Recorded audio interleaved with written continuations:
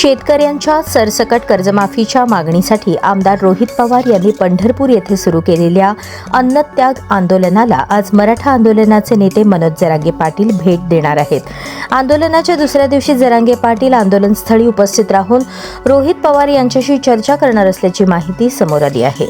रोहित पवार यांनी राज्यातील शेतकऱ्यांना विनाअट सरसकट कर्जमाफी, जाचकटी रद्द करणे तसेच इतर शेतकरी हिताच्या मागण्यांसाठी पंढरपूरमध्ये अन्नत्याग आंदोलन सुरू केले आहे.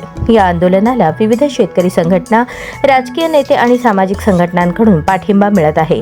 दरम्यान मनोज जरांगे पाटील यांच्या भेटीमुळे आंदोलनाला अधिक बळ मिळण्याची शक्यता व्यक्त होत आहे. शेतकरी आणि मराठा समाजाच्या प्रश्नांवर भूमिका घेणारे जरांगे पाटील आंदोलनस्थळी नेमकी कोणती भूमिका मांडतात याकडे राज्याचे लक्ष लागले आहे.